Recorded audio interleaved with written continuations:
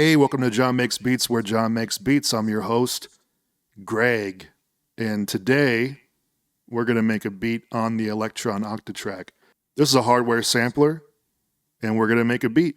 And in order to make a beat on this thing, we have to sample into it.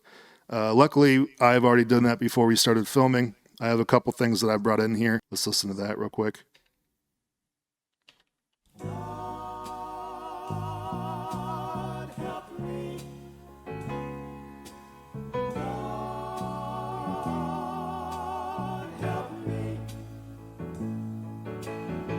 That's good stuff. I don't know if I can make that better, but let's try making it worse.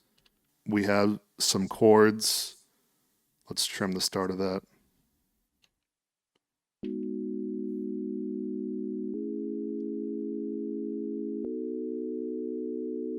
Okay, we have that. And then we've got some, then we have a bass here. Nice unoffensive bass. We can dirty that up a little bit. And then here we have what I'm assuming is going to be the glockenspiel. It's important that I get the start of this because you'll see in a second. Okay. So we don't necessarily have to mess with this other stuff until later. So right now I think what we're going to do is we're going to chop up the sample a little bit. And then we'll put it on a grid, try to get something that feels right with some drums. And then once we have all of that, then we can do the rest of it.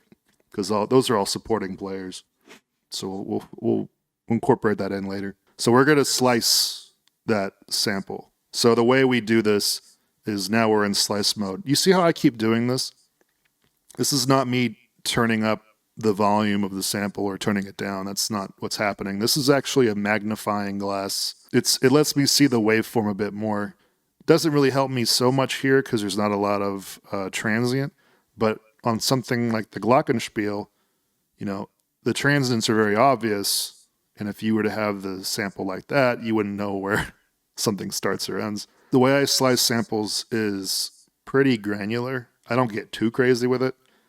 Some people will go just by bar length or something like that, 16s. But for me, I try to make it so that way each note or idea or moment in time has its own thing.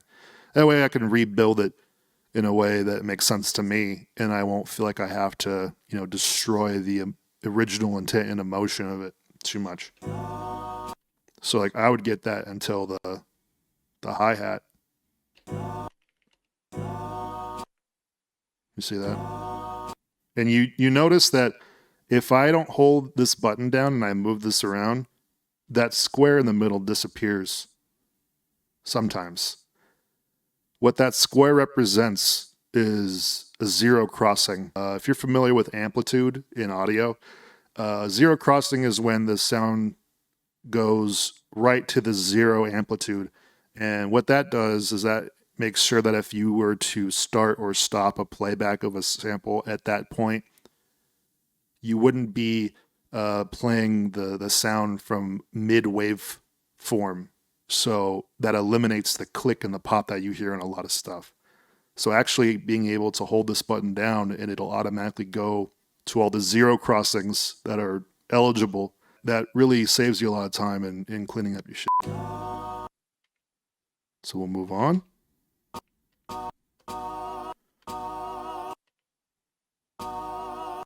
But you hear that hiccup?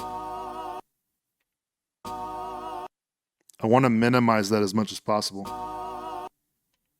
That's about as minimal as we're going to get. Now you see how the first two chops were dun, dun.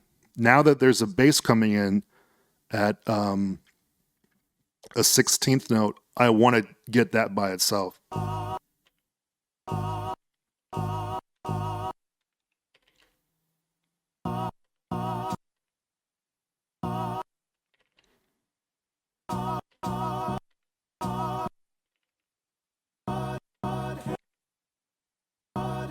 I'm trying to isolate these as much as I can. I don't want it to bleed over into the next idea. See, now that doesn't necessarily cut off that symbol or that ride there. So now when I create this slice, I'll get that in its entirety. And I know that, you know, that for some people, you know, MPC has like a really good and fast way to chop things up. There's even auto chopping where it goes on transients. You can even have it live where you're, you know, pressing the pads, that sort of thing. This doesn't necessarily have that. It can be a little mind-numbing if you're doing this for like a huge sample, you know. Now for this, I'm going to want to keep these two chords together because I like the idea in itself, the fact that they're together. I'll never try to split up that phrase, I don't think. Ooh, I like that because when I bring that in, it's going to come out real like sloppily over whatever I put it on.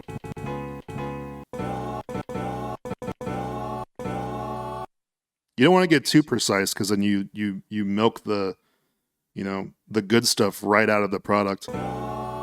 That's probably the smallest chop I'm going to make.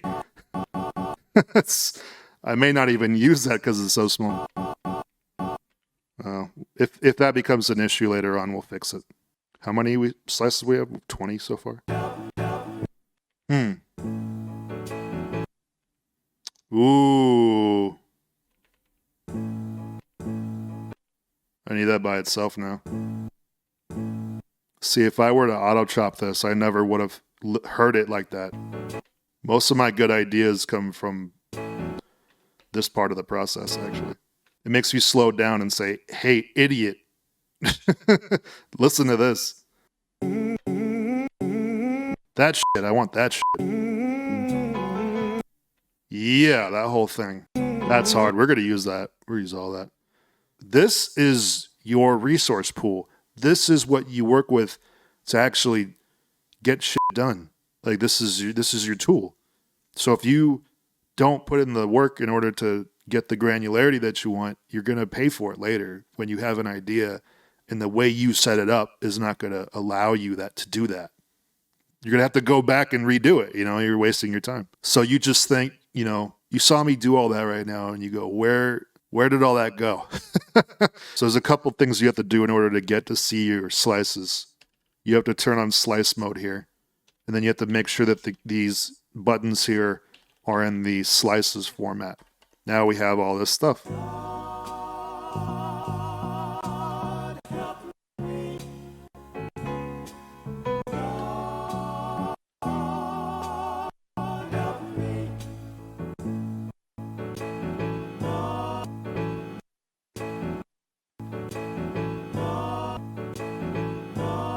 That's such a good turnaround, man. Woo! I think some of you guys are going to get frustrated right now because how I'm going to chop this up is not going to be that different from how it is played. Because, like, you know, depending on who you are asking about this sort of situation, now that I have all this chopped up, someone can go like, I can already hear this beat. I like to have the ability to move things and have them coexist with other things that I have laid out.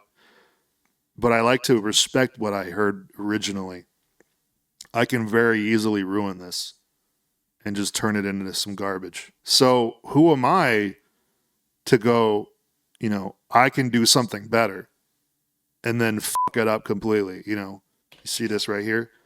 Right there, that's your playhead. If you're watching, you know, you might be able to visualize it. These ones that have the square around them, those are the downbeats every fourth. Now it's time to plug them in. And to better illustrate this, I'm going to turn on the metronome. Right away, I hear that this is either too fast or not fast enough. I like to double the tempo. That's 148. That's like, you know, techno shit. Unless you cut it in half and now in your head it's 74. So now that we have all that set up, I know the first slice I want is slice number 1. So I'm putting that there. So now it's 142. That's slower. But do you see how now that I have it properly chopped, I can speed this shit all the way up and it still sounds reasonable. It's not necessarily time stretch. You don't get those artifacts. You'll see what I mean in a second. We've already gotten to the end of this sequence. Now, if we were just making a beat that sounds like this over and over again, then we'd be set. So what we have to do is we have to create another page of this sequence. Now we have 2 pages, and it automatically copied over the first one. And I'm on page 2, and you'll notice that when the first part of the sequence plays, you don't see the yellow playhead go from left to right. And now it comes around.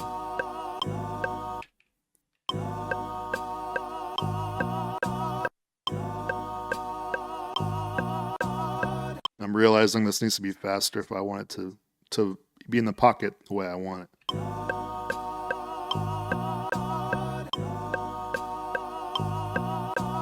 So now that we have that, let's double the length of this, and then we can plug in the rest. But if you hold down on one of these notes, you can change any of this stuff per step. Like if I wanted the whole track to be higher pitch,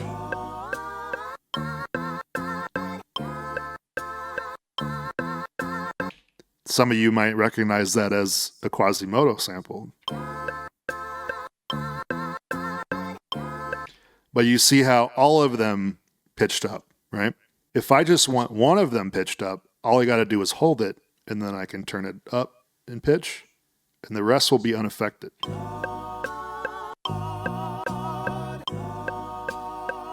And that goes across any parameter. So if I want, I don't know, there's effects on this stuff too. So if I want the delay to be, the send to be 127, which is the entire send of the delay, just on this step, and I want the time to be down there and the feedback to be up here, so it sounds kind of crazy. That'll only happen on this step.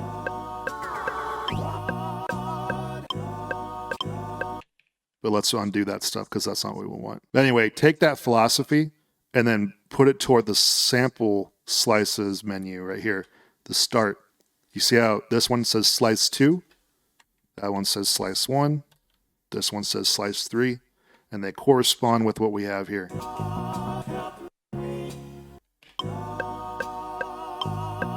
So now that I have this programmed, I'm going to turn this metronome off. Now, if you have a keen ear, or maybe if you don't, you'll notice that some of these chops are not necessarily on point. So in order to help me with that, we're going to bring in something rhythmic, like the metronome, but we're gonna make it something that we're gonna get used to hearing, because metronomes aren't always the best.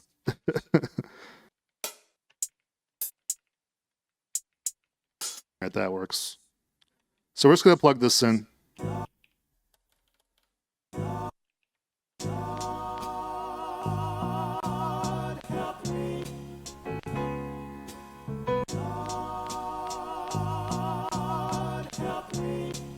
Now that I have the hi-hat in here, this is more the tone of the song I'm going to be going for. So now I can hear that some of them are off a little bit.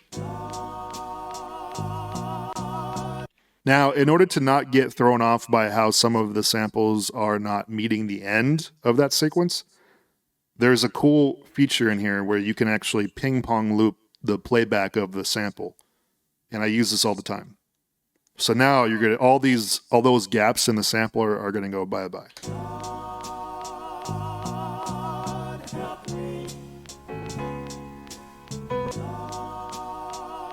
See, can you hear that? So what it's doing is it's taking the sample, and then once the playhead reaches the end of the slice, it then backs up and starts playing it in reverse. All of these chops are on the grid right now. You have 16 steps. These are all evenly spaced. So you're not going to get a lot of, unquantized, like sloppy feel on a lot of this stuff unless you move away from the grid. Most resolution we have here on the hi-hat is And that's really it if you don't do anything to it. Luckily, this machine has a way to move away from that, and it's pretty intuitive. And I recognize this chop right here is a little early for my taste. So I can hold it and then I can just move it. You see how this turns into a ruler almost? These are the logical ratios of space between each step. So I can move this back to like, a 64th of the resolution. Now that note sounds on point to me. This one's a little early too. So move this back here. And I'm trying to get the feel that I want out of the sample in terms of timing.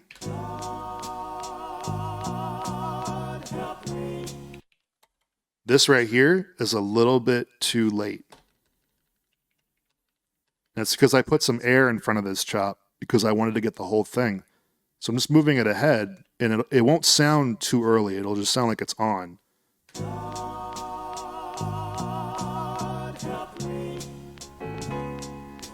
See how that help is now on point? So I know we have the hi-hat, but let's just mute that for now.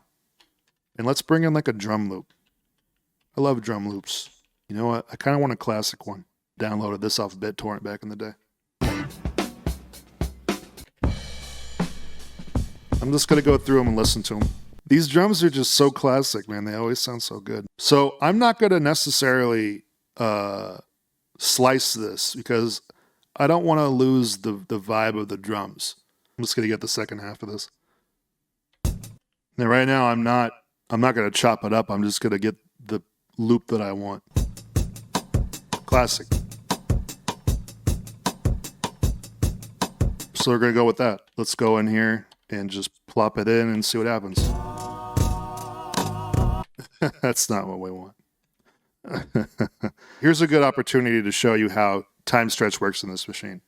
It has automatically tried to find out what tempo the drum loop is and then put it in my double timed pattern. So that's why we're getting this.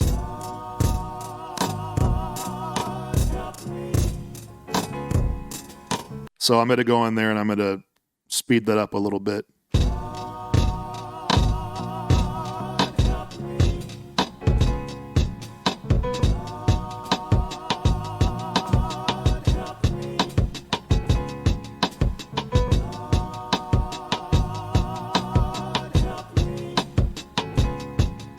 I want to make sure that that kick's not doubling up.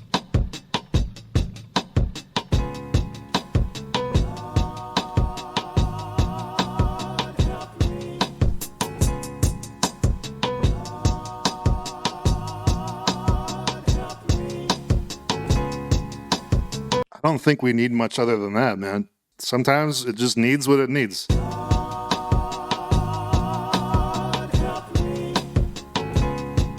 So now that we have this, let's program the second half of that. So we have this pattern here, pattern 1. We're going to copy that and paste that. So now we have 2 versions of this.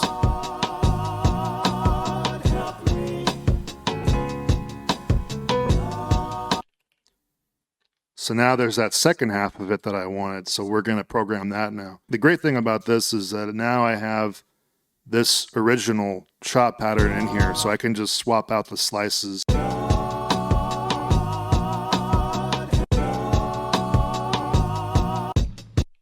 Before we do anything else, I like this as a pattern on its own, like a good transitionary thing. That's fire. I'm gonna paste this over here so that I can just have it over here. That's hard though. I'm gonna save that too. That's fucking sick.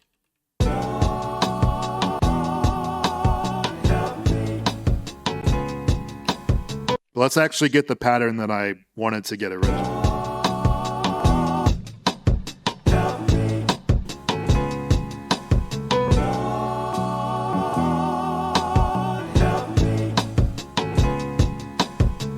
All right, I have to stop.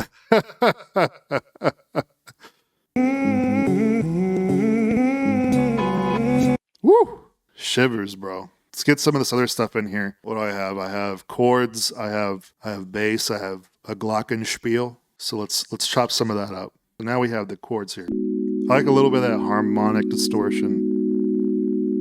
Not so much like the buzzy stuff, but like just getting some color in there. So here we're putting in the chords now, and I have them set so that they'll just perpetually keep going until I tell them to stop. So the way I tell them to stop is later in the sequence, I can plug another note in here and I just turn it all the way down. And since these tracks are monophonic, then you won't hear it anymore. There will theoretically be a slice playing here, but you won't hear it. You see how that works? So there's an effect in here that's lo-fi, makes your beats all homeworky, and they got distortion and like, you know, sound rate reduction, all your good stuff. We're actually gonna move the lo-fi thing to the first track. What was it at? 64? And then here we're gonna put a dark reverb, and we're just gonna give it some more space. If you're wearing headphones, you'll be able to hear more width there. And then when you turn it down, it'll still be coming out of the sides, but you'll be able to feel it still. I kind of want it almost barely unnoticeable. Maybe even an octave up. Let's see what that does. I like that. It's not in your face. It gets the point across without the sample.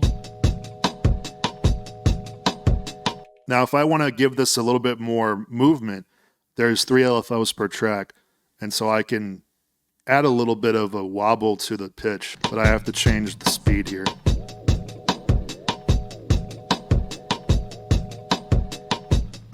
To 1, and so that kind of just gives it a little bit of almost like a draw organ sort of thing. Now this bass is kind of, you know, a little cheesy sounding, so we're going to put a little stink on it. This doesn't sound like much right now, but we're plugging things in, and then we can edit it later.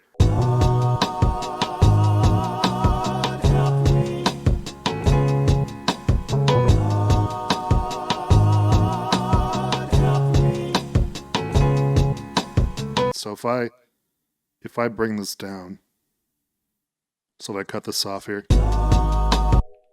the bass line in the sample works. I'm basically ruining it by adding more that I don't need to add. But these last two little low notes, if I don't have them too high, it creates drama, which I want to keep.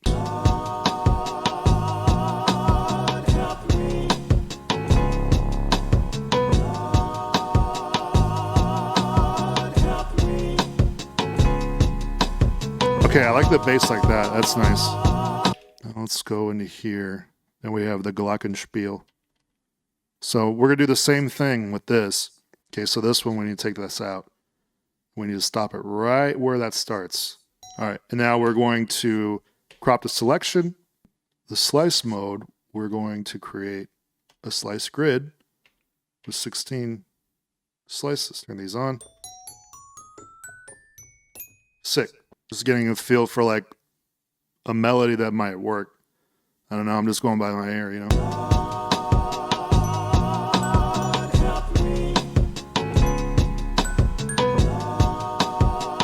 Alright, so I'm just gonna record that.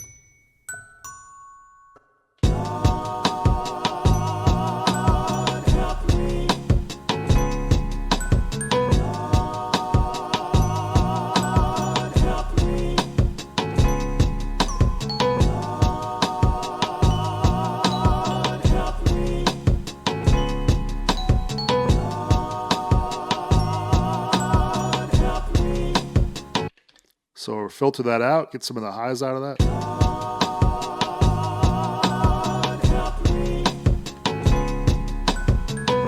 In order to give it more space, we're gonna pan. You can put an LFO pan on on the glockenspiel. But we're also going to create kind of an LFO on it too, like a pitch LFO, like how we did with the other thing.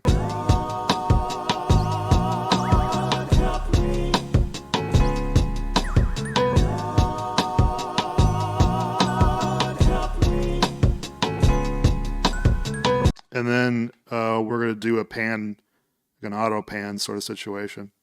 So for LFO 2, we're going to affect the balance, which is this thing's way of saying pan, you know, the stereo field.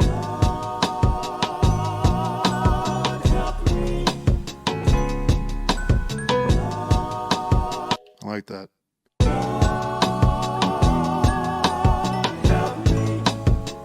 How are we doing that?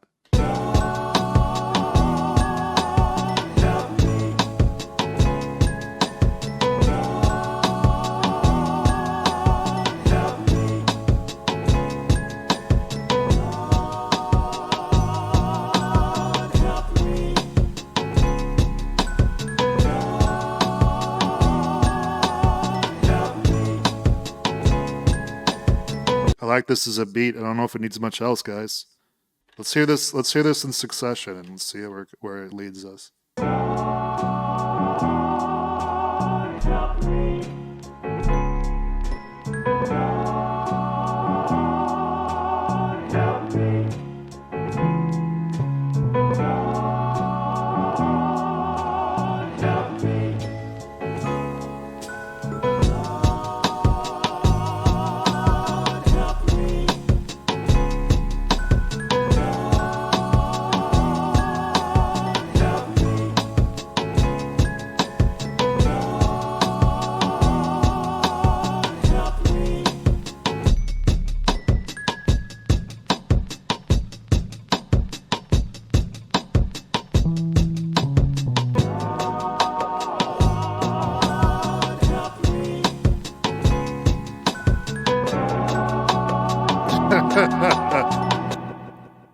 Well, a beat is never done, but this one's done enough for me.